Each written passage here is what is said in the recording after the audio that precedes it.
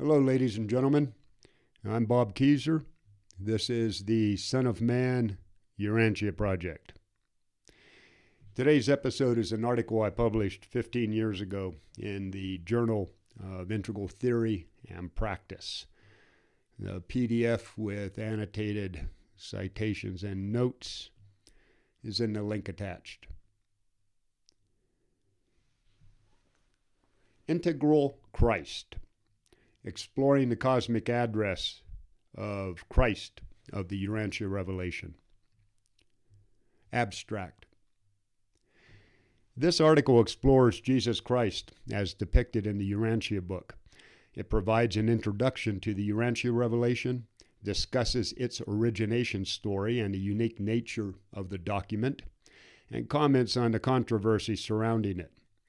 Ken Wilber's concept of cosmic address is introduced, and Christ is examined through the lens of the four quadrants, his level of psychological development, lines of development related to his cognitive, moral, and spiritual capacities, his mastery of states of consciousness, and how he blended the masculine and feminine aspects of his personality.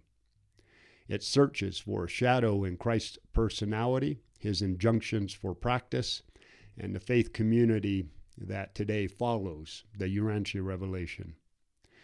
In conclusion, I relate my experience studying the material over the past 20 years. Keywords: Christianity, human development, cosmic address, lines, Urantia. This article draws on the Urantia revelation to explore Jesus Christ through the five elements of his cosmic address. It discusses if there is evidence of a shadow side to his personality, the injunctions Christ gave his followers regarding their personal spiritual practice, and the worldview of the faith community that today follows this accounting of his life. A brief history is offered on the metaphysical origins of the Urantia revelation, but no attempt is made to validate those claims or to compare this version of the life of Christ to that offered in the New Testament. The Urantia revelation. The Urantia revelation was published in 1955 as the Urantia book and is a vast cosmology of over 1 million words that claims celestial authorship. It is comprised of 196 papers divided into 4 parts: the central and super universes, the local universe, the history of Urantia, which is the name for Earth, and the life and teachings of Jesus. The authors state that this is humanity's 5th apocal revelation and that it is the response of the super-intellectual cosmos to the mortal hunger to believe in and depend upon the universal deities. It does not claim to be a complete revelation, which it states can only be achieved upon attainment of the original source and center, but rather one that is partial, transient, and practically adapted to local conditions in time and space. According to the Urantia Foundation, which was established in 1950 as the custodian and disseminator of the text to the world, the Urantia book integrates science, philosophy, and religion to instruct humanity on our origin, destiny, and relationship to God within a progressive, friendly, and administered or administrated universe. The Foundation claims that the text does not constitute a religion, but rather builds off of the spiritual traditions from the past and present to encourage people to adopt a personal living religious faith. Clyde Bedell, the author of the Concordix of the Urantia book, states that its mission is to harmonize philosophy, cosmology, and religion commensurate with intellectual and cultural development in an age of rapid scientific advancement. In integral terminology, The mission of the Urantia book is to facilitate the tetra-arising of the cosmos. It offers humanity the information necessary to regain balance between the unprecedented rate of lower right quadrant technological advancements, people's upper left quadrant belief structures and corresponding upper right quadrant behaviors, and the world's lower left quadrant cultural traditions and lower right quadrant social institutions. This seems to be in concert with Ken Wilber's belief that our world is poised to begin a transformation that will involve a new worldview set in a new techno-economic base with a new mode of self-sense possessing new behavioral patterns. Origin and controversy surrounding the Urantia book. The Urantia Foundation provides very little information on the origin of the Urantia book, stating instead that it must stand on its own merit as a revelatory document. They claim a physician living in Chicago, Illinois, during the first half of the 20th century, supervised a group known as the Contact Commission, which produced a text and became its final custodians. The commission's members were sworn to secrecy in an attempt to stop anyone from being revered by later generations. As the papers comprising the book were transcribed, they were read to another group known as the Forum that was solicited to develop questions for the entities providing the information, the answers of which were then incorporated into the revelation. The physician was an American psychiatrist, Dr. William S. Sadler, who in 1929 described in his book, The Mind at Mischief, how the revelation was received. Sadler was well known at the time for debunking claims of psychic phenomena and was writing about a case he could not classify or explain. He claimed to have a patient for the past 18 years who would go into a deep, unconscious sleep from which he could not be awakened, and through whom extraplanetary personalities would then transmit huge amounts of information, both written and verbal. Sadler wrote that these entities claimed to be part of an immense celestial administration. Some were assigned to this planet for various reasons, while others were here for study and observation, while en route from one universe to another. He states that his patient had no knowledge of the material being channeled through He states that his patient had no knowledge of the material being channeled through him, nor any interest in its content.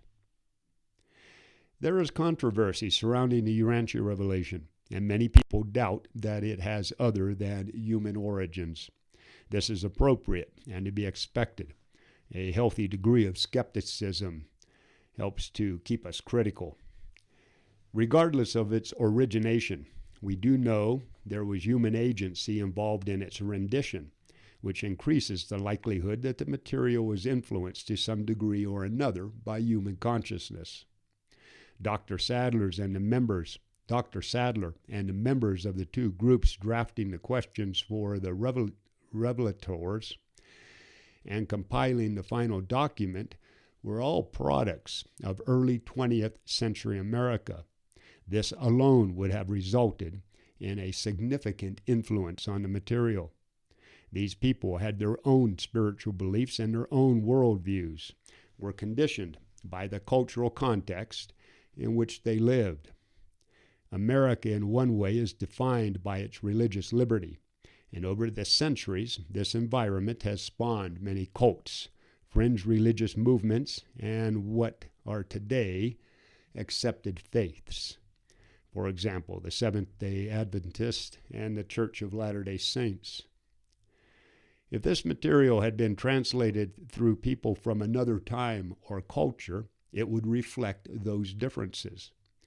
But whether or not the essential message would have changed is less clear. There seem to be similar themes in most faiths, regardless of the cultural constructs from which they arose. It seems the actual measure of any of these documents does not reside in obtaining absolute proof that they are the true Word of God, a claim that will always be controversial, but in how they portray the eternal, bring more love to our world, and stir the hearts of their followers to exhibit greater goodwill toward others. Does the message offered bring God closer to humanity and humanity closer to God? But the more critical question from an integral standpoint is, does the Urantia revelation have the ability to act as Wilbur's conveyor belt?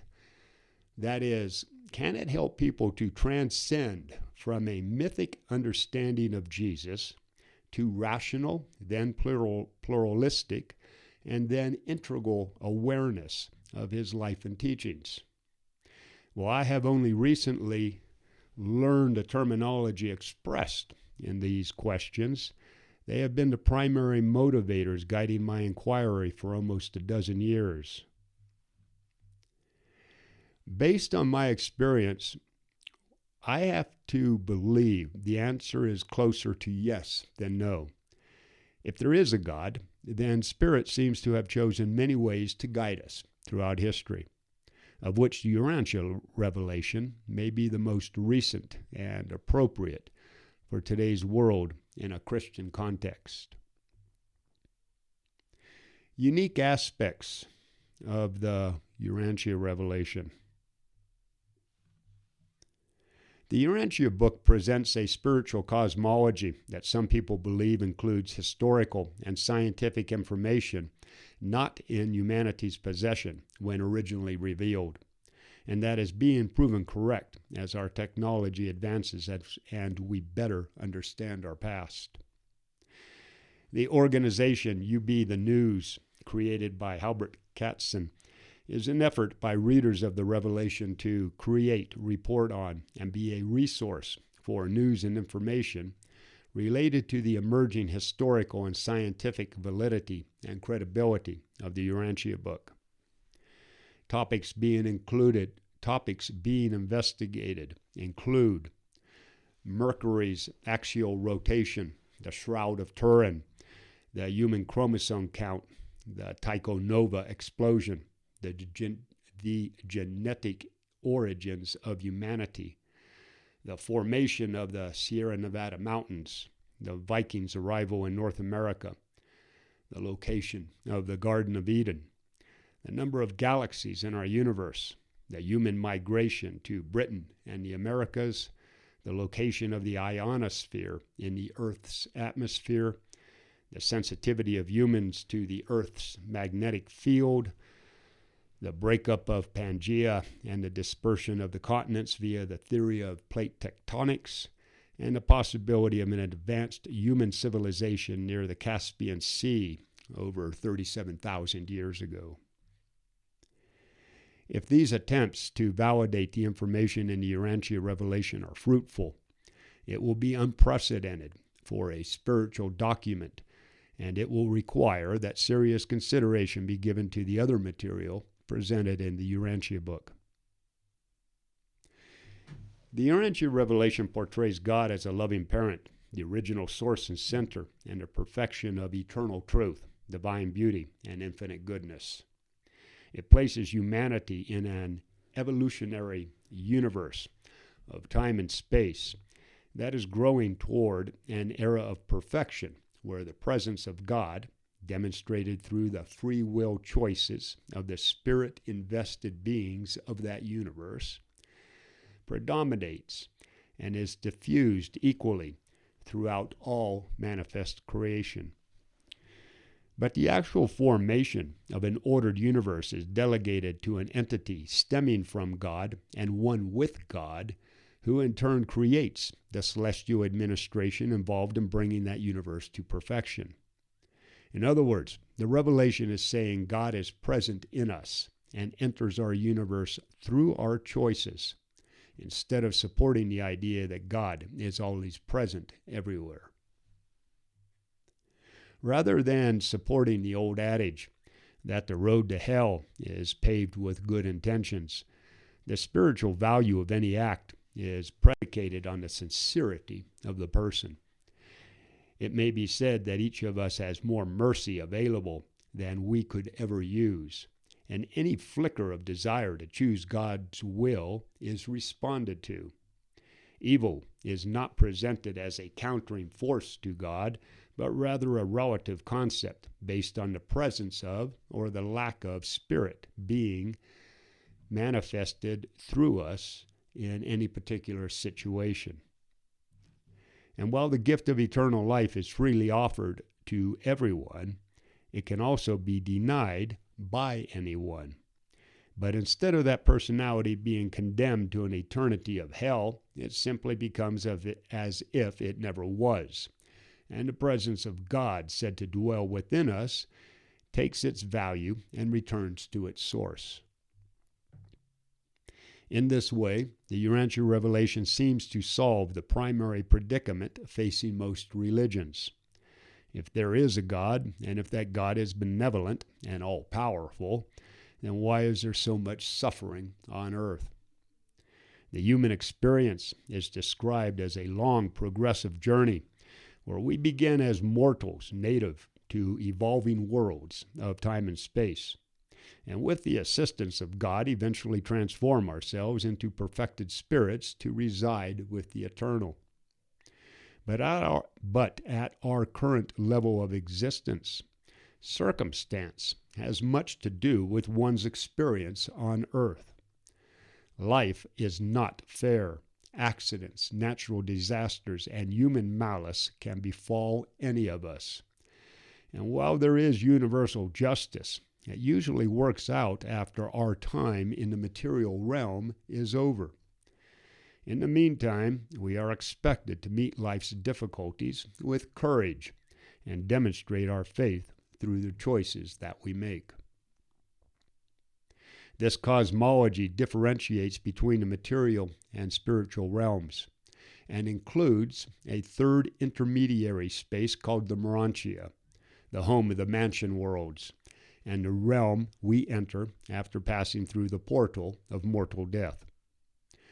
During this period, as evolving souls, we receive training and experience through a long series of incarnations into successfully finer bodies, as we lose the vestiges of our material past and prepare for our spiritual future.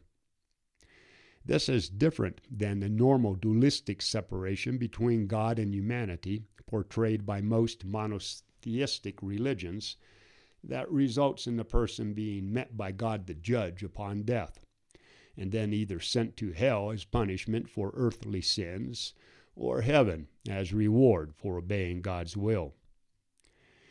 By denying that all people are bound together in one family by the presence of God within them, dualism makes room for ideas of ethnic and religious superiority that invariably lead to violence against others being justified in God's name. It fosters a world of perpetual war. But the revelation does not portray the traditional non-dual belief that since all comes from spirit, all is spirit, an idea that extrapolates the basic pre-given that we originate from the same source and reduces it to the idea that our will is actually God's will, and as spirit we are perfect already. To state this without qualification seems to imply that we have evolved to the point where we can accurately interpret the nature of our other than gross level experiences and understand the eternal order of creation, a difficult position to support. The Urantia material requires us to hold the paradox that all is spirit, but that we are not spirit. We have the opportunity to become one with spirit, but as volitional entities that require our active choice to bring our will in alignment with God's will. When we negate our power to choose by saying all will is Spirit's will, we give people the idea that being compassionate for the suffering of others is their only duty, rather than exercising their inherent responsibility to do whatever is in their power to alleviate those conditions. The Revelation describes a relationship between spirit and humanity that seems to include and transcend both of these perspectives. It seems designed to guide us through a period of tetra imbalance, where advancements in lower right technology have shot so far ahead of our upper left quadrant developmental center of gravity and lower left quadrant cultural and religious constructs that we are experiencing an ever-increasing escalation of violence that threatens to shatter what progress we have made. The relationship portrayed between God and humanity in the Urantia revelation makes the world condition our responsibility and not the result of destiny or the will of God. And this may be one of the most important messages it has to offer. The Urantia revelation states that it has limitations. It does not claim to be perfect or to present the whole truth. Different than traditional religious systems, each generation is expected to receive its message in the context of the world in which they live and adapt it accordingly. This mandate stops the revelation from anchoring humanity to some point in the past, keeps the message progressive and appropriate for the present-day world, and always allows us to grow with the evolutionary nature of the cosmos. For example, the Urantia material is written in the male vernacular, common to the early 20th century when it was published, and that language is not appropriate for today. Furthermore, the authors of the Revelation were instructed to first use concepts that we had already developed in the past before presenting any additional material to clarify their message. This has resulted in the Urantia book containing over 1,000 ideas of spiritual and philosophical thought, making it a cross-cultural source of knowledge possibly unprecedented in human history. This use of spiritual concepts developed in our past has caused some critics to claim that the Revelation is simply an extenuation of 19th century fascination with an immense universe and the possibility of other worlds populated with sentient beings. But this criticism does not bear scrutiny. The Revelation recognizes a degree of truth present in all religious beliefs, past and present, and also admits to using that material in the delivery of its message. But more importantly, that argument fails to recognize the historic, scientific, and cosmological information unique to the Urantia material, whether factual or not, including the last quarter of the book that presents the most complete accounting of the life of Christ ever produced. While it is important to remain critical in our examination of this material, we also have the responsibility to maintain an attitude of open inquiry as we do so.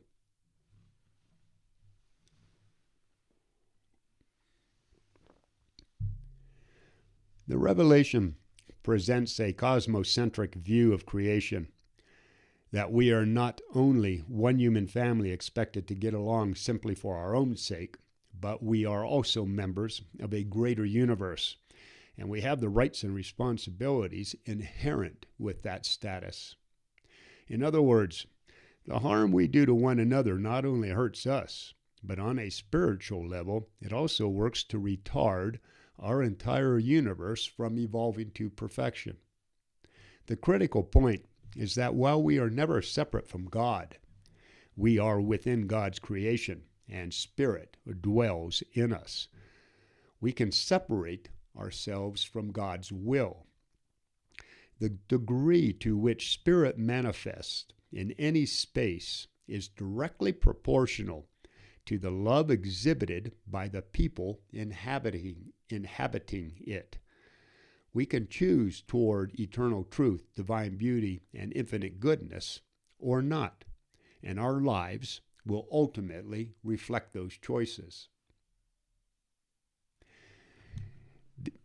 The Urantia book cautions that a partial grasp of the truth contains error and may do as much harm as good.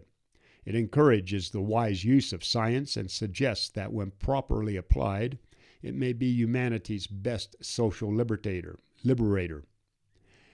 It is considered a quantitative experience as opposed to religion being a qualitative experience.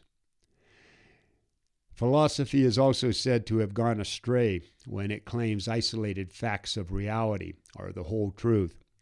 Philosophers are urged to consider the creative thread that is said to support and pre-exist all phenomena.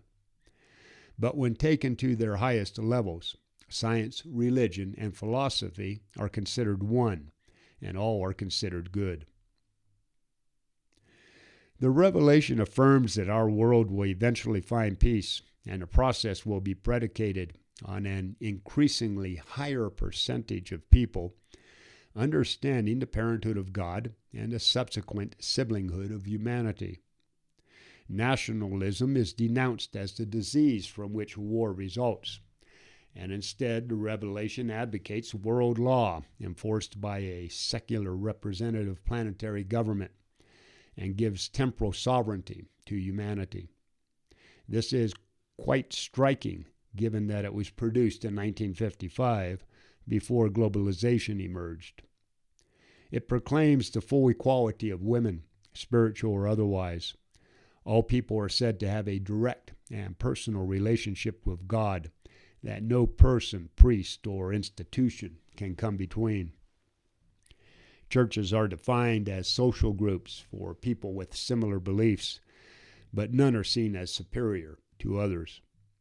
Furthermore, until the world's religions come to the agreement that God alone is ultimately sovereign and all faiths reside equally under spirit, there will be war.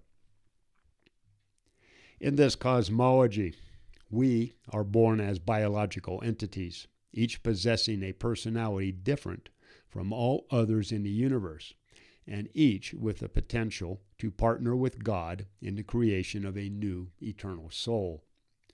As soon as a child demonstrates that it possesses a mind capable of choosing eternal truth, divine beauty, and infinite goodness, a fragment of spirit that is both unique from any other, yet one and the same with the eternal, invests itself in that mind.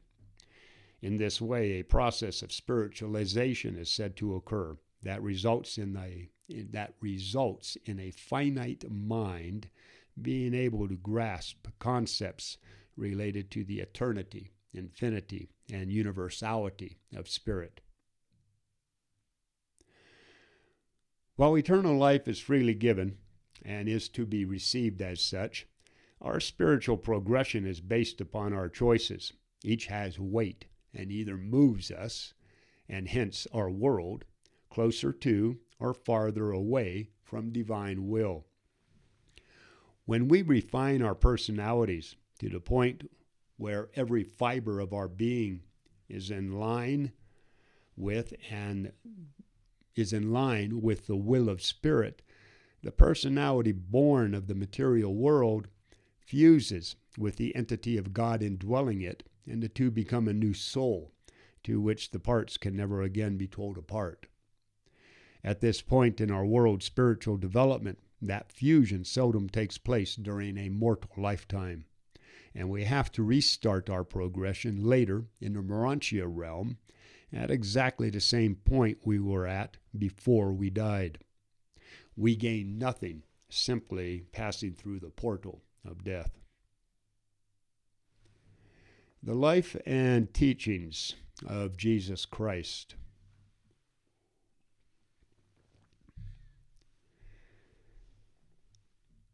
The last of the 4 parts of the Urantia book, titled The Life and Teachings of Jesus Christ, is comprised of 77 papers that present a minutely detailed biography of his life.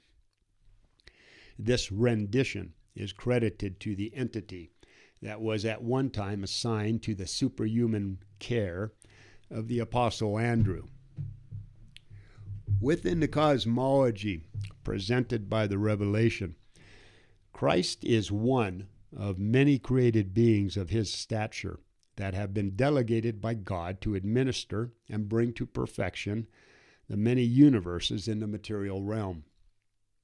It states that our planet's great hope lies in the possibility of a new revelation of Jesus and a new and enlarged presentation of his saving message, which would spiritually unite in loving service the numerous families of his present-day professed followers. While the Urantia revelation affirms Jesus Christ as the Son of God and the Son of humanity, it does not support primary Christian doctrine related to Mary giving virgin birth, people being born in sin, or God sending Christ to die for our sins.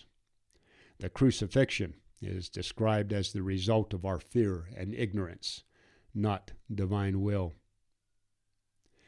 Other reasons are also given for Christ's incarnation on earth, aside from providing humanity a new revelation of God. As part of the requirements for assuming full sovereignty over the universe, Christ had to complete 7 creature bestowals to better know the perspectives and the life experiences of the beings under his administration.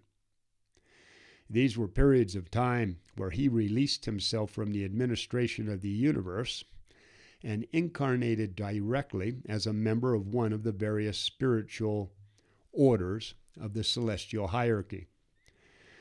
During these times of experiential learning, he assumed the life, duties, and responsibilities of one normally assigned to those positions.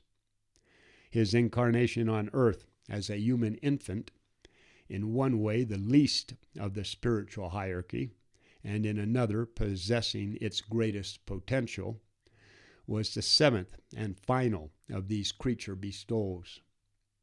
He also incarnated on earth to demonstrate for the entire universe the life of a perfected mortal on the material worlds.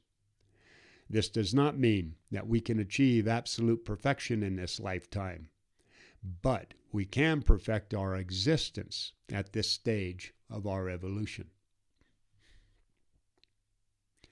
Cosmic address. In Integral Spirituality, Wilber describes the idea of a cosmic address as a function of altitude plus perspective that allows any holon, defined as anything that is both whole in itself yet a part of something else, to be captured at any specific point in time from hundreds of different angles. He stresses that this address is most complete when all elements of the Aqua model are entered into the equation. The Christ presented in the Urantia revelation seemed to understand that people possessed different capacities to hold multiple perspectives. As a 15-year-old, he was beginning to relate to people at their own levels and speaking less about things the average person could not understand and that would make him stand out from others. This was also one of the reasons Christ taught his apostles to use parables when speaking to the masses, so people could relate to his message in their own way. An individual's cosmic address can shift on a moment-to-moment basis, and when strictly interpreted, it relates to a specific point in time. But for the purpose of this article, which is to gain a broad view of the Christ of the Urantia revelation before and during his ministry, I will start with a quadrivium approach to look at him from each of the 4 quadrants.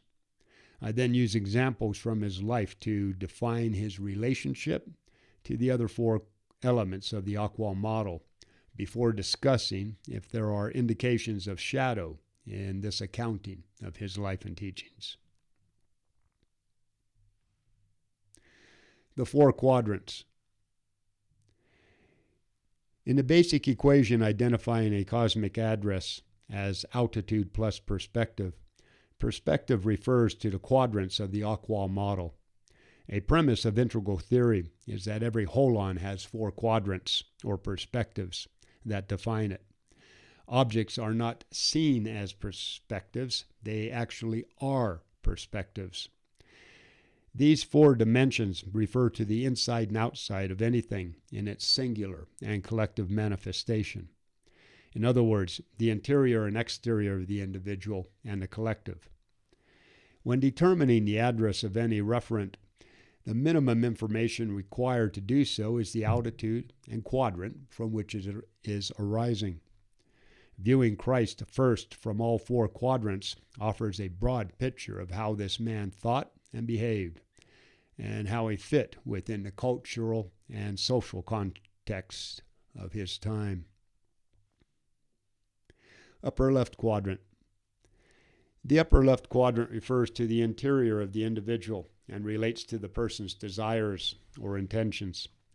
The Urantia revelation speaks of a Christ who is driven by the desire to do his Father's will.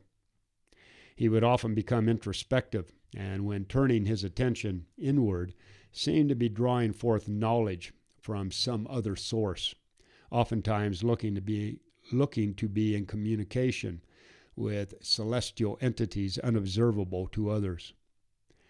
His intention was to fully reveal the eternal God to humanity, and to live his life as a perfected human personality to the satisfaction of the infinite Creator and for the edification of a vast universe progressing toward perfection. Upper right quadrant. The upper right quadrant refers to the exterior of the individual and relates to behavior. In all of his interactions with others, Christ consistently led by example. He resisted the cultural norm of forbidding actions considered evil by his people, and instead employed the positive injunction to do good. The Revelation speaks of how, with perfect poise, he could at one moment enact the human role, or immediately assume the personality prerogatives of the divine nature, and how he insisted on going about his Father's business in the most quiet and undramatic manner, avoiding all displays of power, human or divine. Those around him knew him for never becoming discouraged, excited, vexed, or disconcerted, and he was always unselfish with others. Lower left quadrant. The lower left quadrant refers to the interior of the collective and relates to culture. His message to humanity was that the kingdom of heaven is within you, and he made it clear that this truth was founded on the dual concept of knowing God as a loving parent and the subsequent fact of the siblinghood of humanity. He told his apostles that all people, man or woman, Pharisee or Sadducee, Jew or Gentile, rich or poor, were all part of God's family. But at this time, the Jewish community held a crystallized idea of the Messiah being a national deliverer, coming to restore David's throne through the use of miracles. And neither the apostles nor the Jewish people ever fully understood his teaching that he came for the entire human race. Within this cultural setting, Jesus determined he was to establish the kingdom in people's hearts by the natural, ordinary, difficult, and trying methods, the same way as later generations would have to enlarge and expand on his concepts, and in doing so, he would place his trust in God to work out the day-to-day events.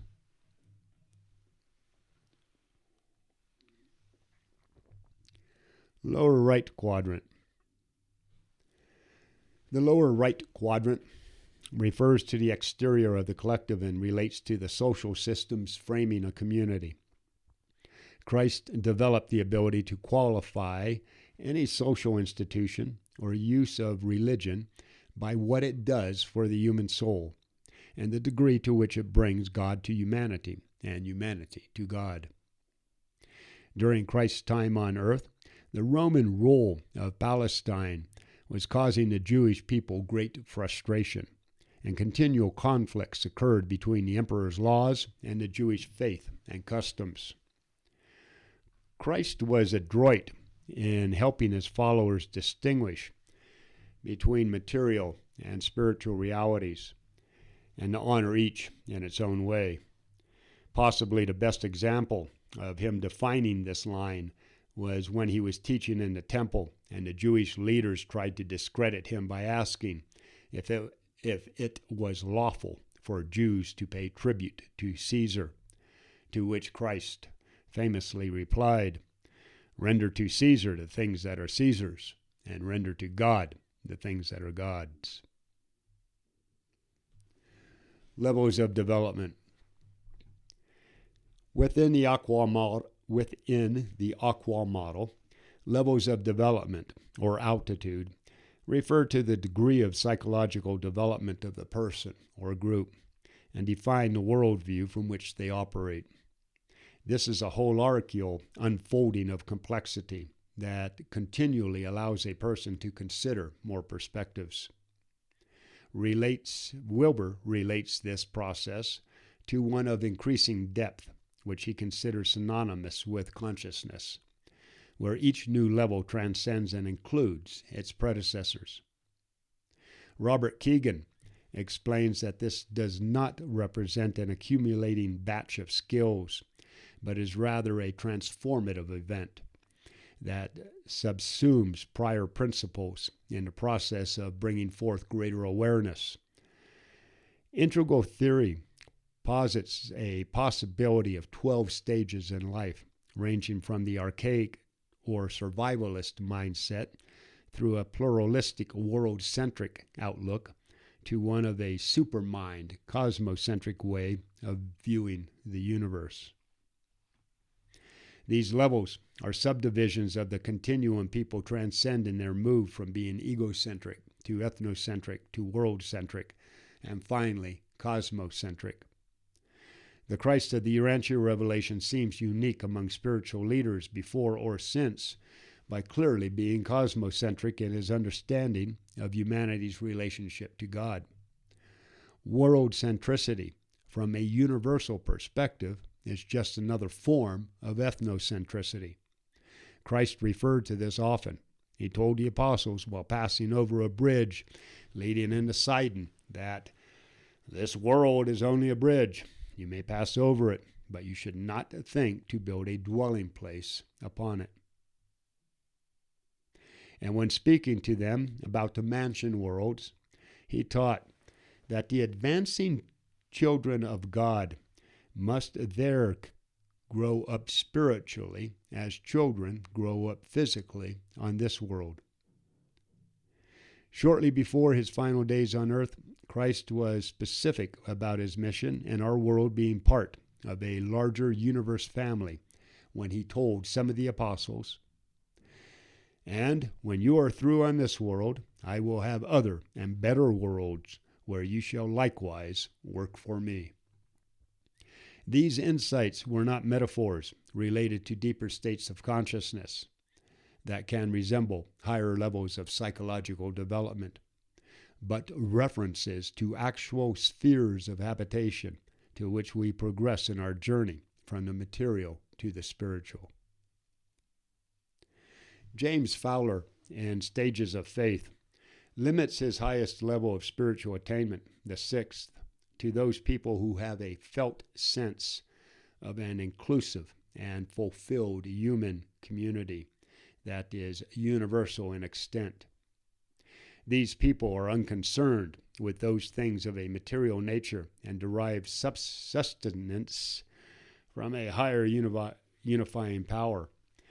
They embrace all people, regardless of ethnicity or culture, and because others see them as a challenge to the status quo, they often become martyrs who garner greater popularity after their deaths than before. Fowler sees these people manifesting in our world by the providence of God and the exigencies of history, which seem to fit Christ as described in the Urantia revelation. Descriptors for the highest altitude of Wilber's developmental continuum are few and limited, and of limited value at this time. The percentage of people in the world today representing world-centric views is less than 10%, and the number of people occupying higher levels of cosmocentric perspectives is thought to be well less than 1% of the population. This is made more complicated because to describe the felt sense of those levels from personal experience, one must be able to occupy them.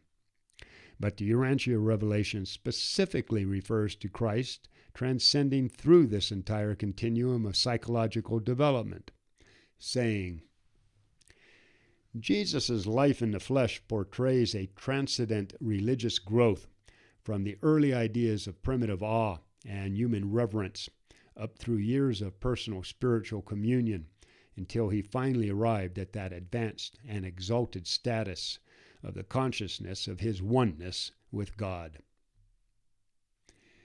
In my opinion, this portrayal of the life of Christ and his teachings offers us one of the best examples we possess of our highest stages of consciousness and how to foster that development in our world.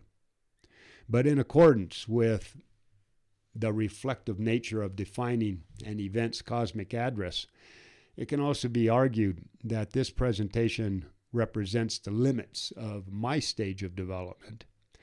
And if I had been or have been exposed to higher order teachings, I was unable to perceive them as such.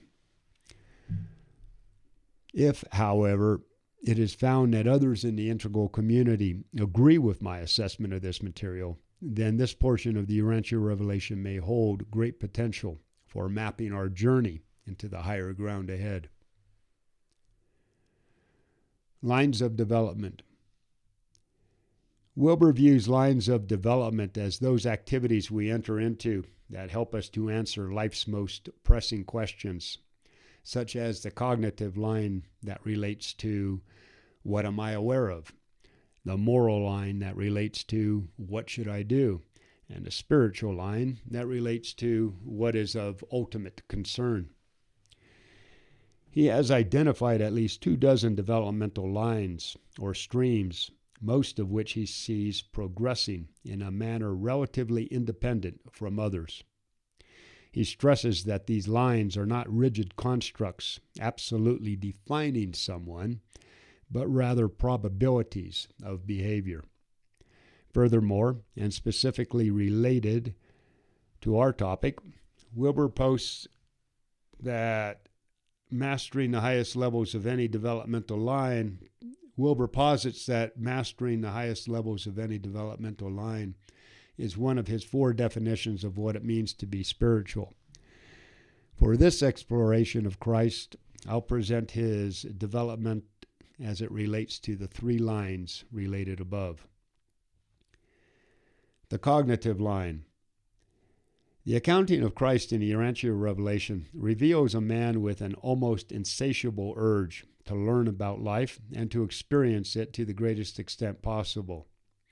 His knowledge of Scripture seemed to be unsurpassed. Throughout his school years in Nazareth, Christ became conversant in 3 languages and was considered an exceptional student. When he was 8 years old, a rabbi from the Jerusalem Academy went to Nazareth to observe Jesus and requested that his parents allow him to return to Jerusalem, where he would receive the best schooling. The matter was put to the young boy, and after a period of deliberation, he told them that he had spoken with his Father in heaven and decided that it was best to remain with his mother and father, who loved him so much. This is said to be important because it allowed Jesus to secure an education that was not exclusively Jewish and provided him a more balanced idea of the relative merits of the Eastern or Babylonian and the Western or Hellenic views of Hebrew theology. By the time Jesus was 10 years old, he was demonstrating integral awareness by becoming a leader of a group of boys who had come together to promote their physical, intellectual, and religious requirements for entering manhood.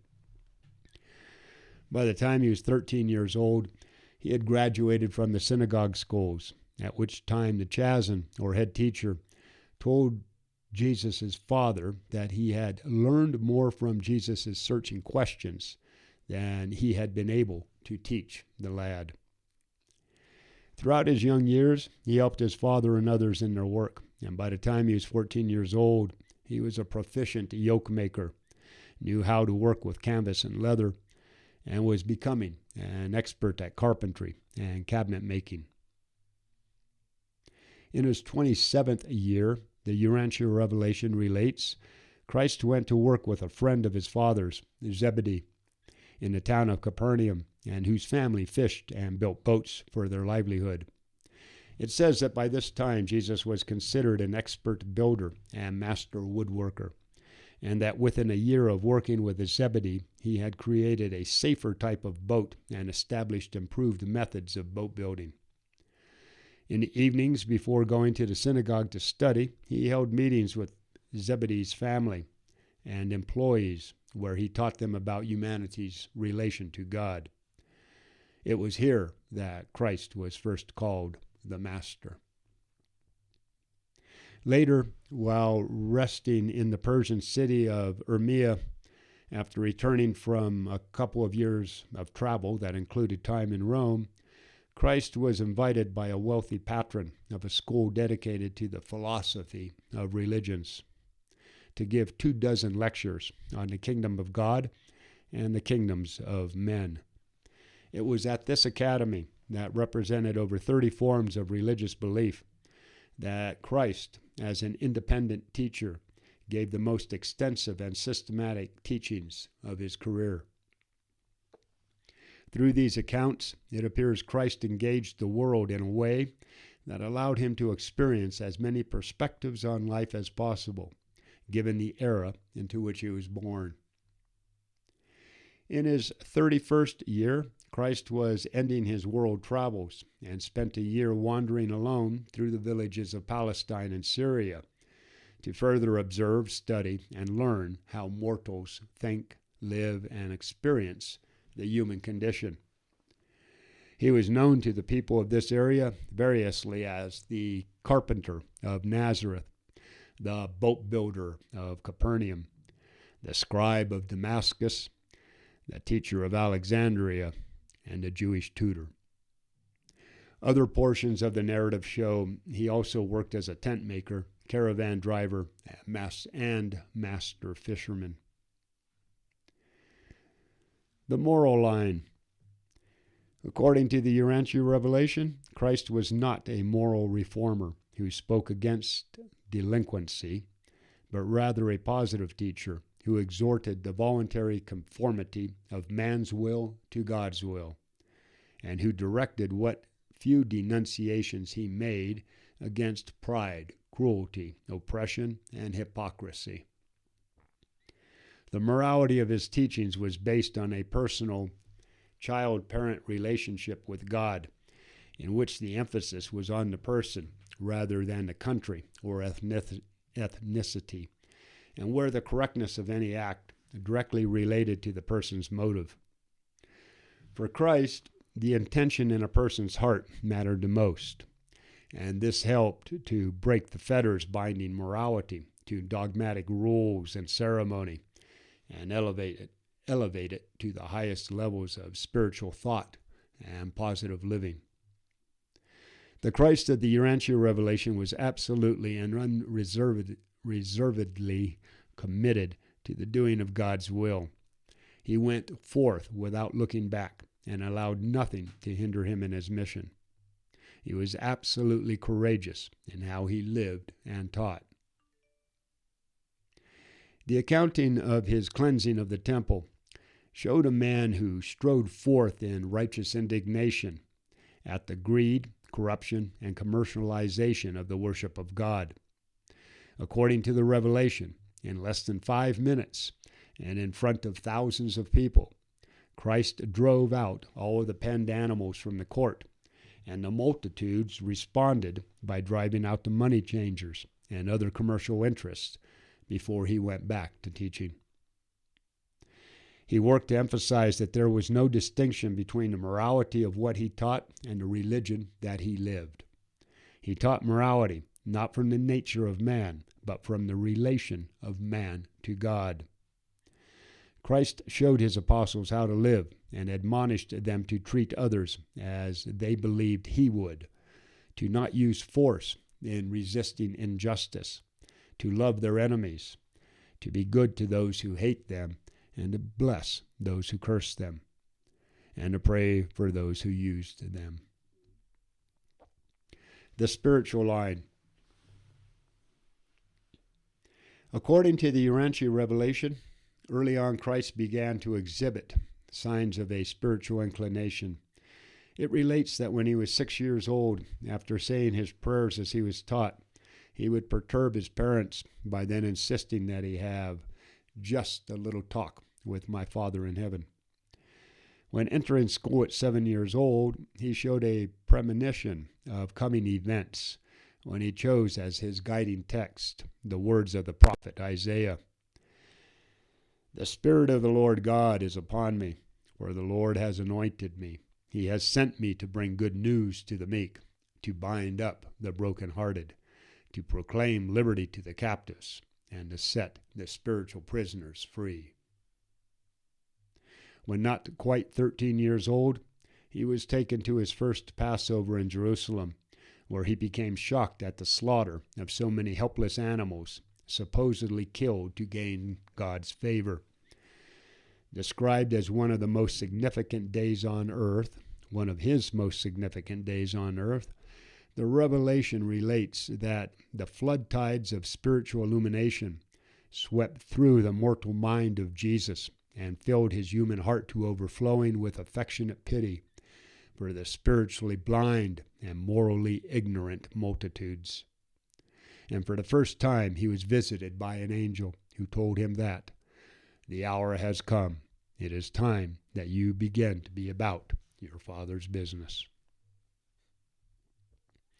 Christ's mission was exclusively concerned with the revelation of spiritual and religious truths. While staying at an inn in Caesarea, the capital of Palestine, he taught a Mongolian merchant about the living of the heavenly life while on earth by means of daily submission to the will of the Heavenly Father. And in substance and modern phraseology, he taught his followers the source of universe reality is the infinite, and that the material things of finite creation are the time-space repercussions of the eternal God. He refused to allow himself to be distracted from bringing forth a new way of salvation, and he told his apostles he was only concerned with the principles of a person's inner and personal spiritual life. And when he was asked on his way to Rome why he occupied himself so continuously with visits to strangers, he replied, "To become acquainted with one's brothers and sisters, to know their problems and to learn to love them, is the supreme experience of living." States of consciousness. States of consciousness refer to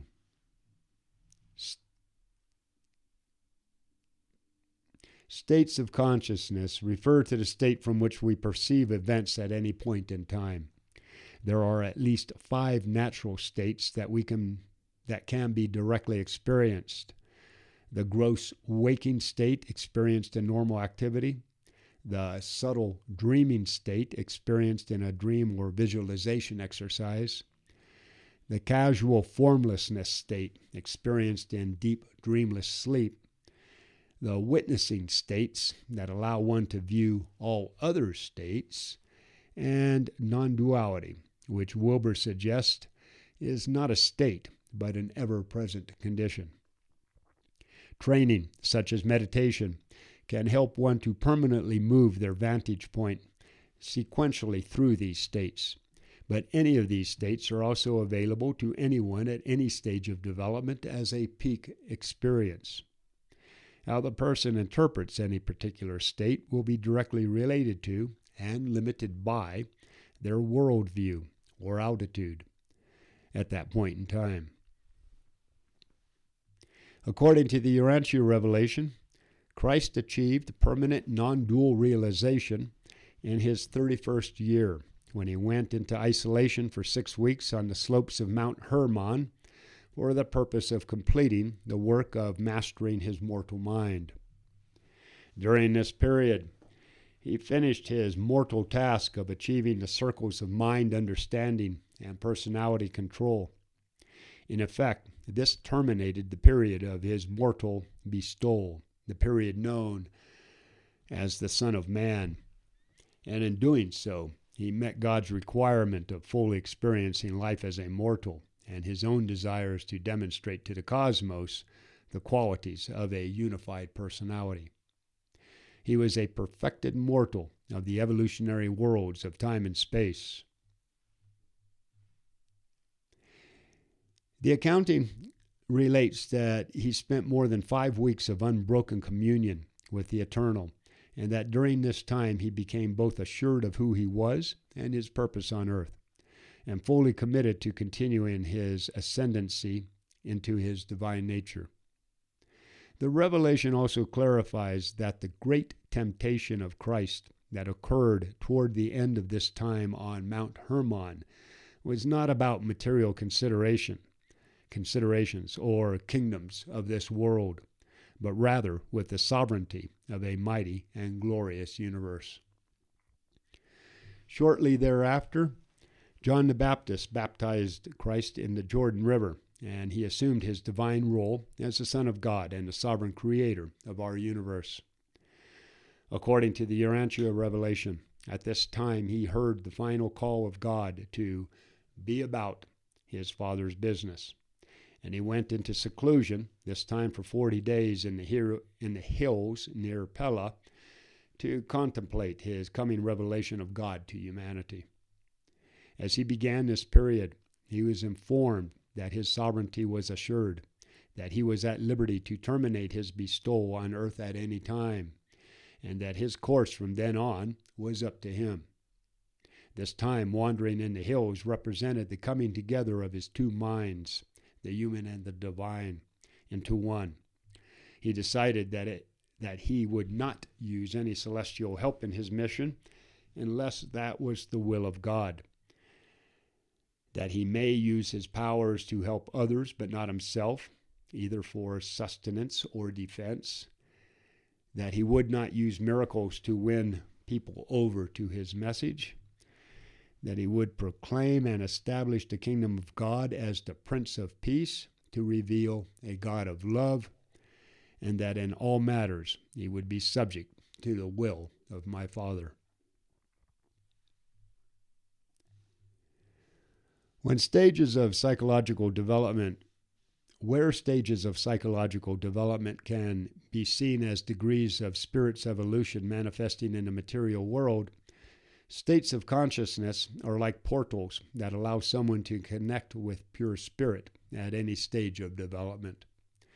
This relationship between vertical transcendence through stage structures and horizontal translation through increasingly finer states has been made into a chart known as the Wilbur-Combs lattice, which graphically shows the truest representation of one's degree of consciousness that results from the intersection of their dual stage structure and state structure centers of gravity,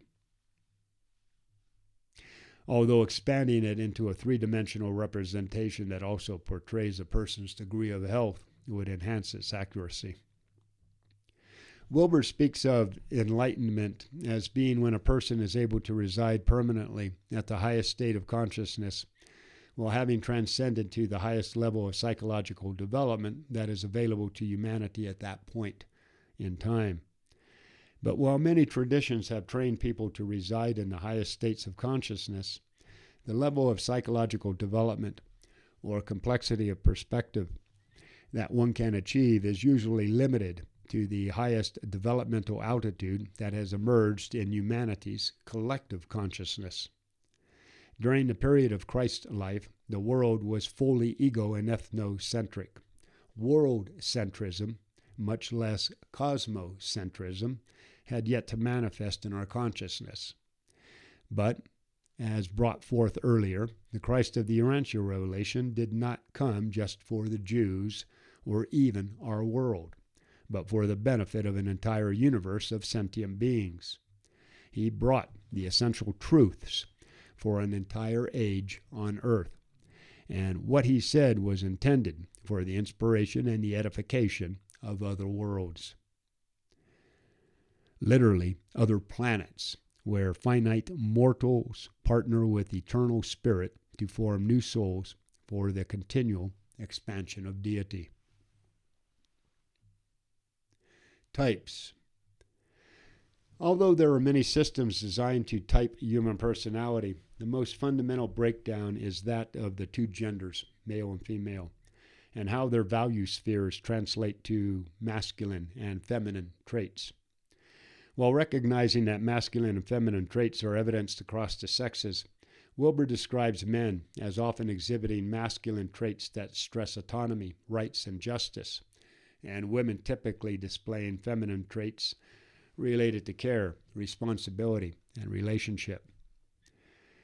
The Revelation describes Christ as having a strong and forceful personality, saying that he never apologized or asked for advice or prayers, that he was never influenced by praise or gave attention to public opinion, and that while he was easy of approach, he always lived independent of and above all human beings. He was a man who taught that justice is precise and who manifested perfect fairness in all of his dealings.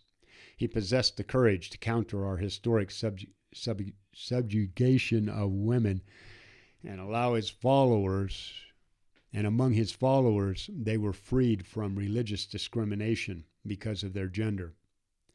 Demonstrating this commitment to equality, he is said to have emancipated women for all time by commissioning 10 women to teach the gospel of the kingdom and minister to the sick, in effect showing that no more was man to look upon woman as his spiritual inferior. Unfortunately for our world, the subsequent leaders of the Christian church lacked the moral fortitude to follow Jesus' teachings in this regard, and that failure is said to be the great shame of the church that presumed to take his name. The Christ of this accounting was a calm and happy laborer, one who dispensed health and scattered happiness naturally and gracefully as he journeyed through life. He was said to be sagacious and tolerant while possessing patience, tenderness, meekness, gentleness, and humility, and a man who inspired hope and confidence in all who came under his ministry. He taught his apostles to disregard themselves and take up their daily responsibilities to follow him. Because of his understanding of humanity, he was able to manifest genuine sympathy, and compassion was his very nature. This Christ seems to have exhibited the sublime blending of both halves of humanity and demonstrated for us the life of an integrated person operating at the peak of human capacity. Shadow. The concept of shadow, those remnants of a less than complete and healthy transition through stages of development or translation of states of consciousness, is not a specific element in the equation for a cosmic address. But it seems that understanding these aspects of a person would be important to achieving a more complete idea of their personality. In 3 kinds of shadow, Wilber speaks of integral psychology, psychology differentiating between shadow that occurs during involution, the pre-birth transition from spirit to body, and evolution, the post-birth transformation of body to spirit. Involution is related to higher structures that remain unconscious beyond the time that they could emerge and then become the repressed emergent unconsciousness, and evolution related to things that become disassociated or repressed during the developmental process and become submerged shadow. Throughout the life of Christ as a Son of Man, I found no references to him showing signs of having a submerged shadow. While he was shown to traverse the same developmental levels we all do, he seems to have done so in perfect harmony and at an accelerated pace. Likewise, it is hard to find evidence for an emergent shadow. The closest reference to this concept seemed to be related to those periods when he was conflicted by an incomplete understanding of who he was and what his mission was to be. Throughout his young life, he had to determine how to fit into the social and cultural constructs of his times, such as whether to take a wife to defend his physical self or to address the political issues of his then current. The Urantia revelation relates that one of the most trying of these dilemmas occurred when he was 12 years old in his last year in school, when he was unsure how to be both loyal to the dictates of your highest convictions of truth and righteousness, and to honor your mother and father, for they have given you life and nurtured you thereof. But it seems that these were simply the decisions one in his position would have to make throughout the developmental process, and there is no indication that any of these issues were not resolved at the time and in the manner they should have been. Injunctions for practice.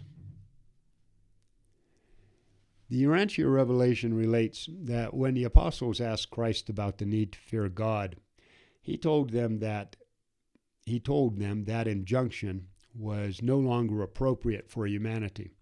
He was there to offer them a higher way, the teaching to love God and learn to do God's will. He taught the apostles love is the greatest of all spiritual realities, that truth is a liberating revelation, but love is the supreme relationship, and that by loving their fellows, others would know them to be his followers. This Christ brought forth a God for all people and for all ages that was based on the concept of deity being a loving parent and the subsequent siblinghood of humanity. This was a new revelation for earth and difficult for ego and ethnocentric minds to accept. When he understood that the apostles could not grasp these teachings, he gave them the commandment to treat all people as their siblings. He later decided that even this was not enough, because it could be interpreted passively. And during a discussion with the apostles after the Last Supper, he gave them a new and higher commandment. Love one another, even as I have loved you. In this way, he showed that the emphasis of his religion was not about believing, but in actually doing, thus bringing forth the actual practice of siblinghood between people. Christ discouraged the use of repeating set and formal prayers. People were urged to avoid praying for themselves and to focus more on praying for the spiritual progress of others. They were not to pray for material things, but for the abundant gifts of spirit, and in this way recharge the spiritual batteries of the soul. When speaking about prayer to the apostles, Christ emphasized that no one had to earn the status of being a child of God, but that it was a gift to be received as by a little child, and that the relationship with God was built by grace and through faith. They were told that it was the motive and sincerity of the prayer that was important, that those who wished for mercy must show mercy, and that they shall be judged with the spirit with which they judge others. Leading by example, Christ taught his followers to pray in secret and to not allow others to know their prayers. They were taught to pray silently in the spirit and in the heart, and that when prayer is sincere, it is a process of exchanging human will for the divine will, a making over of that which is into that which ought to be. When guiding Peter, he was told to let experience teach you the value of meditation and the power of intelligent reflection. The cornerstone of everything Christ taught was based on worshiping God and being of service to humanity. The apostles were instructed to always have respect for the personalities of their fellows. They were never to promote Christ's teachings with force, whether physical or mental, because that of the Spirit can only be won over by the Spirit. They were taught to react positively and aggressively to every life situation, as when he told them to turn the other cheek with a positive attitude, an act that demanded initiative and necessitated vigorous, active, and courageous expression of the believer's personality. The faith community today. While the Urantia revelation places Christ as the Son of God and the creator of our universe, it is not considered a Christian theology. According to the revelation, the difference between it and institutionalized forms of Christianity relates to whether the emphasis is placed on the teachings of Jesus or on the resurrection of Christ.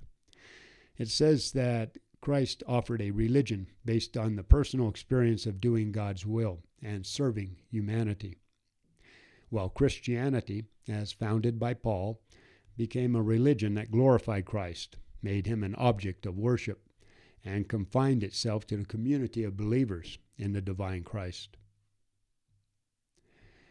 Today's supporters of the Urantia revelation are independent believers. They have no churches, priests, or spiritual leaders, and they would probably resist them should they arise. Many follow Christ's admonitions to pray silently and out of sight of others, while those who wish more fellowship often form study groups where they meet occasionally to discuss the revelation. The Urantia Foundation provides free access to the text of the Urantia book on their website, and they offer instruction for those wishing to begin studying the material.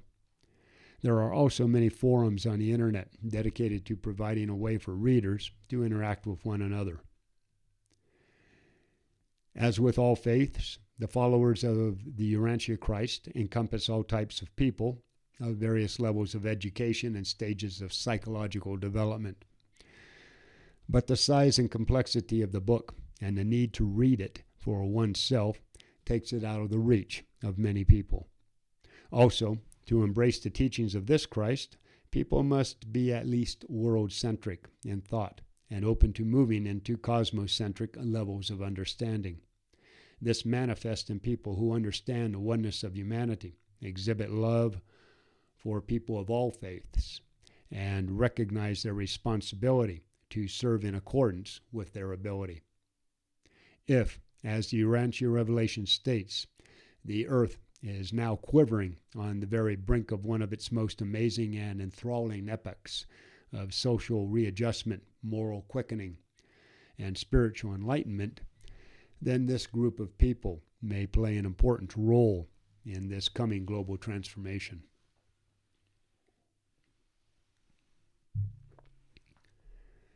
Conclusion. My experience studying the Urantia revelation spans 20 years. It was a primary source for spiritual guidance as I redirected my life into more positive channels, and it has become a cornerstone of my integral life practice. If being spiritual can be defined as acquiring the grace that allows one to better love others, to be a more responsible steward of our planet, and to embrace life with the sheer joy of being, then so far this material has provided me the greatest help in this quest. This is not a new religion, but rather a new revelation of our relationship to spirit that creates the space for people of different faiths to coexist in peace. The Urantia accounting of Christ describes a person who transcended our highest understanding of cosmic address. He perfected himself in the human sphere, ascended to the peak of psychological development as we know it, and then transcended that into levels beyond our current knowledge. Likewise, he showed a healthy translation to permanent non-dual awareness, and according to the revelation, continued beyond that. During his period as the Son of Man, he seemed to have mastered many of his lines of development, and in the process blended his masculine and feminine traits into a superbly integrated persona. The injunctions he gave his followers for practicing his teachings were based on love, humility, and sincerity, and appear to be appropriate for the leading edge of humanity, often spoken of in integral circles. The Urantia revelation recognizes a line of truth in all ways of belief and brings them together in a cohesive whole that is balanced between the needs of the individual, the cultural groupings we share, and the social institutions and planetary environment that frame our lives. It offers hope and requirements for world peace. And while the controversy over its origin is valid, and at best the Urantia book offers only a partial rendition of the truth, as a person searching for pragmatic means to effect peaceful change, I find it hard to disagree with its claim that, of all human knowledge, that which is of greatest value is to know the religious life of Jesus and how he lived it. In my estimation, the Urantia accounting of the life and teachings of Christ offers Christianity the most accessible and highest order presentation of his teachings available, and I believe it has the potential to revitalize that faith and move its adherents into the world-centric perspective required for life in the 21st century. For the followers of other religious teachings, or those who claim no faith, this portion of the revelation offers what is possibly the grandest story ever told of a person who lived according to his God and changed the world forever because of it. I believe its context complements and reinforces the greatest messages of love, compassion, and goodwill presented to humanity throughout the ages, and that it offers those who choose not to believe in spirit a model for living according to our highest conception of truth, beauty, and goodness. For all who aspire to find greater meaning to life, I believe this story provides worthy fruit for those efforts. Okay, that's it for Integral Christ, exploring the cosmic address of the Christ of the Urantia revelation. The PDF is available at the link attached. That was a bit heavy. All right, defend liberty. Protect the innocent ones. Get out there and serve humanity for nothing more or less than the sake of God. No one else can make this world any better but us. So let's get with it. Godspeed, America. Bobby Keyser, out here.